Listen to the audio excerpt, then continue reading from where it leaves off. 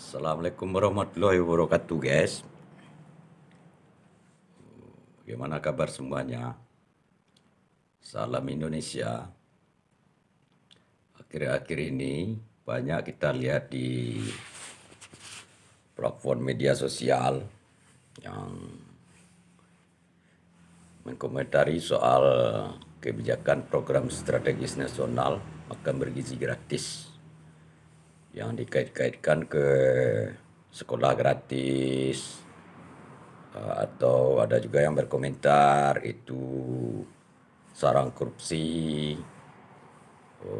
Terus banyaknya persoalan-persoalan teknis yang muncul di dalam tata kelola MBG.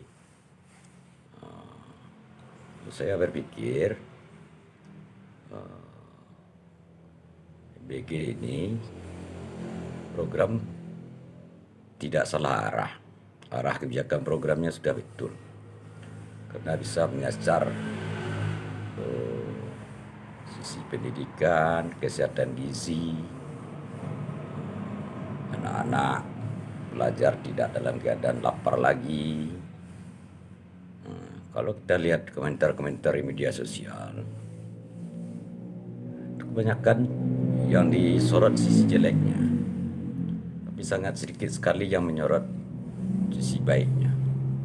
Secara kebijakan fiskal kan udah bagus, karena anggaran beredar di daerah level bawah, di daerah-daerah atau desa atau kelurahan begitu besar, sehingga pertumbuhan ekonomi dan putaran ekonomi menggeliat. Kita bisa lihat di daerah-daerah sentra-sentra produksi pangan itu, sentra produksi buah, itu permintaan sangat tinggi sekarang.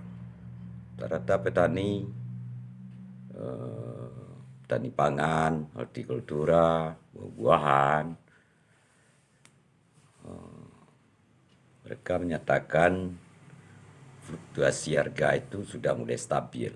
Jadi kepastian mereka berusaha di sektor itu tuh sudah stabil.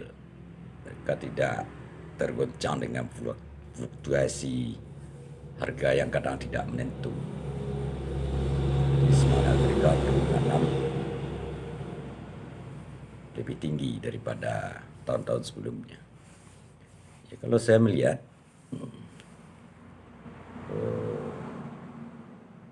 MBG ini program yang sangat bagus. Ya, taruhlah SPPG ini dipaksa tumbuh oleh pemerintah pusat, oleh pemerintah UMKM dalam pemenuhan gizi peserta didik atau lansia, yang itu sangat terasa sekali manfaatnya. Berapa sektor langsung menggeliat. Kalau di persoalan dapurnya, pembangunan dapur itu tenaga kerja terserap. Terus tenaga kerja yang dapurnya sangat jalan juga terserap. Banyak keluarga-keluarga atau orang-orang yang sudah tidak bisa masuk lagi ke sektor real, itu bisa ditampung di dapur MBG atau SPPG tersebut. Ya, dengan gaji tidak boleh di bawah UMR. Mau supir, mau pekerja dapur, itu banyak terserap. Nah, sekarang kan dinamikanya malah dibenturkan dengan kenapa harus MBG, kenapa tidak sekolah gratis. Ya, ini perbandingannya kalau saya rasa tidak linear, tidak relevan. Sementara MBG ini program yang menyasar utamanya untuk dunia pendidikan, khususnya peserta didik dasar menengah, tapi juga menyasar sektor pertumbuhan ekonomi, karena semua lini dilibatkan. memang ada beberapa teknisnya perlu diperbaiki. Dan itu juga perlu dievaluasi berkala oleh BGN. Nah, itu kita setuju. Tapi rekan-rekan yang minta kebijakannya dihentikan atau kebijakannya tidak bagus lah katanya. Kalau itu saya tidak setuju. Banyak kalangan juga tidak setuju. Apakah itu faktor katanya potensi korupsi tinggi di sana atau apa? Ya kalau umpama teknis yang bermasalah ya teknisnya aja diperbaiki, jangan kebijakannya yang ditolak gitu kan. Kalau kebijakan bagus cuma ada terkendala di teknis, kenapa kebijakannya ditolak? Ya sama aja kayak ini. Jalan bagus itu memicu tingginya tingkat kecelakaan. Tapi kan kita tidak harus menolak program untuk jalan bagus. Nah, jadi saya analoginya di sana. Masyarakat butuh jalan bagus. Di saat jalan bagus, angka kecelakaan juga meningkat. Tapi kan tidak mungkin pembagusan jalan dihentikan. Yang dimungkinkan tentunya bagaimana angka kecelakaan ini supaya tidak tinggi di saat jalan bagus. Nah, itu kan persoalan-persoalan teknis. Sama aja kayak MBG ini. Ada yang keracunan, ada yang bakteri atau apa. Itu kan kendalanya di teknis, bukan di kebijakannya. Nah, jadi kalau teknisnya dievaluasi dan diperbaiki, nah saya rasa itu juga penting. Itu masuk akal. Terus persoalan ini mengait-ngaitkan. Kenapa tidak diberikan saja ke orang tuanya? Mereka bisa beli lauk, beli apa? Pertanyaannya, kalau diberikan langsung ke orang tuanya, apakah sektor-sektor lain bisa bertumbuh? Nah, kan sekarang pemerintah memaksa bagaimana roda ekonomi ini berputar. Nah, salah satunya dengan program MBG ini. Berapa banyak tumbuh SPPG itu, berapa serapan tenaga kerjanya, berapa kalangan-kalangan pengusaha UMKM juga meningkat. Ya artinya satu dapur itu ibarat kata kan satu UMKM. Taruhlah itu mungkin level UMKM-nya menengah. Berarti kan pemerintah sudah menciptakan UMKM. Kalau data sekarang itu udah 29.000 ya. Berarti pemerintah sudah menciptakan unit perkembangan dunia usaha UMKM itu 29.000. Konon katanya itu seluruh SPPG itu mencapai 89.000. Berarti nanti akan ada UMKM 89.000 gitu.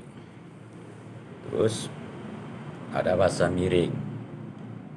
Itu satu SPPG itu dapat untung 5 apa 6 juta sehari. Ya kita jangan kaji untungnya aja, investasi mereka berapa. Kalau tidak salah itu rekan-rekan bilang satu SPPG itu modalnya 1,2 sampai 1,8. 1,2 sampai 1,8 miliar itu 1.200 juta loh. Jadi di saat mereka mendapatkan 5 apa 6 juta sehari, dan namanya dunia usaha, saya pikir wajar lah. Terus kalau persoalan menu MBG itu para penerima, katakanlah sekolah-sekolah itu, mereka berhak menolak kalau menunya tidak masuk kriteria atau tidak suka muridnya. Mereka akan bisa bersurat kepada kepala SPPG-nya atau koordinator wilayahnya supaya menu diperbaiki gitu kan. Nah, intinya itulah. Kalau saya melihatnya itu sekarang persoalan MBG itu yang perlu dibenahi itu yang masih di zona-zona teknis, bukan di zona kebijakannya. Kebijakannya udah luar biasa, mantap. Pak Prabowo ini memang jenius orang. Karena dengan satu kebijakan program strategis nasional bisa menggerakkan berapa sektor sekaligus, baik itu petani, baik itu tenaga kerja, baik itu dunia usaha. Bagus itu. Terus yang katanya ada yang berteriak sekolah gratis. Lebih bagus sekolah gratis daripada makan bergizi gratis. Nah, ini juga sesat saya pikir. Kita tahulah berapa banyak program-program nasional itu untuk dunia pendidikan. PIP, beasiswa, terus di dinas sosial juga begitu. Berapa banyak juga programnya untuk keluarga-keluarga rentan. Kalau persoalan teriaknya ke sekolah gratis, seharusnya ini yang perlu disorot. Karena banyak di satuan-satuan pendidikan ini bikin kebijakan-kebijakan atau tidak selaras dengan kebijakan pusat. Contoh, negara sudah mengakui keluarga rentan. Itu bisa kita lihat dari data dinas sosial. Siapa yang dapat BLT, PKH atau apalah gitu. Artinya negara sudah mengakui mereka itu keluarga rentan yang harus dilindungi. Seharusnya di satuan pendidikan kategori-kategori ini tidak harus dipungut lagi iuran kayak komite atau iuran ekstrakurikuler yang macam-macam lah, yang kadang-kadang cenderung ditetapkan nominalnya sehingga seolah-olah kemampuan keluarga ini sama rata. Padahal itu memberatkan ke keluarga-keluarga rentan tersebut. Nah, ini seharusnya para pemerhati atau aktivis pendidikan ini seharusnya diteriakkan kepada pemerintah pusat bagaimana satuan pendidikan ini dievaluasi dan dimonitor kembali sehingga yang kita teriakkan sekolah gratis itu kan sekolah gratis itu tidak untuk semua murid. Nah, kalau untuk keluarga-keluarga rentan kan negara sudah menyiapkan program-programnya supaya akses pendidikan mereka tidak terganggu. Cuma kadang pelaksanaannya di satuan-satuan pendidikan ini tidak linear dengan kebijakan pusat. Nah, ini yang harus kita perhatikan dengan secara seksama. Contoh, masih ada iuran komite yang masih menyasar keluarga-keluarga rentan atau penerima PIP. Ya kan? Nah, seharusnya pihak sekolah harus ini atau satuan pendidikan ini harus melihat kan data mereka ada itu. Data dinas sosial kan bisa jadi panduan mereka. Ya, seharusnya keluarga-keluarga rentan ini atau yang menerima beasiswa pendidikan itu tidak dikutip lagi iuran-iuran yang secara tidak langsung itu nanti membebani keluarga-keluarga rentan tersebut. Nah, ya istilahnya terapkanlah subsidi silang. Nah, jadi maksud saya ya, yang suara-suara yang membanding-bandingkan MBG ini dengan sekolah gratis itu, mari kita lihatnya secara utuh gitu. Kalau sekolah gratis itu sebenarnya kan pemerintah sudah mengeluarkan kebijakan yang pro terhadap sekolah gratis tersebut, terhadap keluarga-keluarga rentan tersebut. Cuma tata kelola aja di satuan pendidikan itu kan kadang-kadang belum sama semangatnya dengan pemerintah pusat. Nah, kalau di daerah itu saya lihat yang bikin mahal biaya pendidikan itu tuh iuran-iuran ekstrakurikulernya lah, terus komitenya lah, terus hampir dari seluruh satuan pendidikan menengah, dasar menengah itu tidak transparan terhadap penggunaan dana bosnya. Nah, itu perlu diinikan, perlu juga dimonitor. Kenapa? Kalau tidak transparan, terus murid-murid ini atau peserta didik ini atau wali muridnya masih dibebani dengan iuran-iuran yang lain, yang membebani mereka. Nah, itu keadilannya yang tidak tercipta jadinya. Jadi bukan kebijakannya yang tidak adil, tapi satuan pelaksana kebijakannya yang menciptakan ketidakadilan tersebut. Nah, kalau ini yang disuarakan ke pemerintah pusat, saya sangat setuju. Bagaimana pemerintah pusat itu bersinergi dengan pemerintah daerah untuk mengawal programnya. Karena kan di daerah juga pemerintah daerah ini berkewajiban untuk memonitor dan mengevaluasi serta menegakkan dan menerapkan kebijakan pendidikan yang sudah ada di pusat. Jadi kalau bisa itu pemerintah daerahnya agak berperan aktif sedikit. Di dunia pendidikan ini memang agak disorot oleh masyarakat sebagai yang membebani ekonomi. Karena tidak seluruh keluarga itu ekonominya bagus. Tapi iurannya diterapkan sama rata. Seolah-olah kemampuan masing-masing keluarga itu sama rata. Nah, ini yang harus diciptakan keadilannya oleh satuan-satuan pendidikan. Jadi kebijakan-kebijakan yang lahir di pusat itu seolah-olah kehilangan makna di daerah.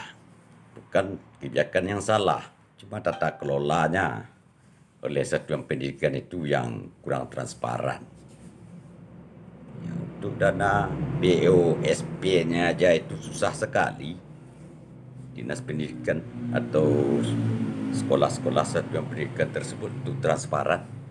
Malahan PIP-nya juga kadang-kadang dipotong-potong sama satuan pendidikan. Nah, itu kan ini sebuah kesalahan dalam penerapan kebijakan. Pemerintah sudah memberikan dan mengalokasikan anggaran bagaimana akses pendidikan ini berkeadilan, baik itu keluarga kaya, keluarga menengah, dan juga keluarga miskin. Nah, saya setuju kalau satuan pendidikan ini agak diperhatikan dan dimonitor ketat. Karena anggaran pendidikan ini yang kalau diamanat undang-undang itu 20% dari APBN, ya kalau tidak dikontrol dengan baik dan bagus, kebocorannya malah tinggi. Malah luar biasa tinggi kebocorannya. Negara masih membayar, tapi di daerah kadang-kadang satuan yang mengelola itu masih bermain-main sehingga bocor, sehingga tidak tercipta keadilan di dunia pendidikan ini. Ya, begitulah rekan-rekan. Jadi pada intinya, kalau kebijakan bagus dan teknisnya yang salah, mari kita menyoroti bagaimana teknisnya tidak mengalami kesalahan yang signifikan dan diperbaiki. Saya rasa itu kebijakannya bagus-bagus semua. Cuma yang jadi masalah itu di tata kelolanya. Mari kita perhatikan di masing-masing wilayah kita masing-masing, terutama dunia pendidikan ini sangat penting. Karena ini memang bagi keluarga menengah ke atas mungkin nominalnya tidak bermasalah, tapi bagi keluarga rentan itu bermasalah. Karena kadang-kadang satu keluarga itu bukan satu anak yang ikut pendidikan, ada yang 4, ada yang 3, ada yang 5. Nah, jadi kalau mereka dibebankan iuran begitu,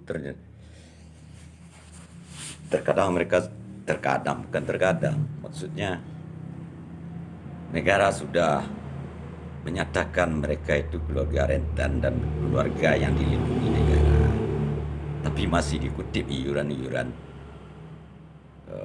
yang memberatkan. Ini yang jadi masalah, sehingga terkesan dunia pendidikan ini memang mahal. Kalau bagi keluarga kaya mana ada terasa mahal bagi mereka. Tapi yang berteriak mahal itu bagi keluarga-keluarga rentan tersebut. Jadi kalau bisa itu satuan pendidikan ini tolonglah. Marilah kita agak sedikit adil lah melihat dinamika ini. Ya kalau mereka terdaftar di keluarga rentan dan mereka penerima beasiswa, janganlah diminta lagi iuran-iuran yang membebani itu. Minta sajalah keluarga-keluarga yang tidak dinyatakan rentan oleh negara, itu maksudnya. Oke ya rekan-rekan, MBG bagus, pendidikan bagus, generasi emas 2045 tercipta, merdeka.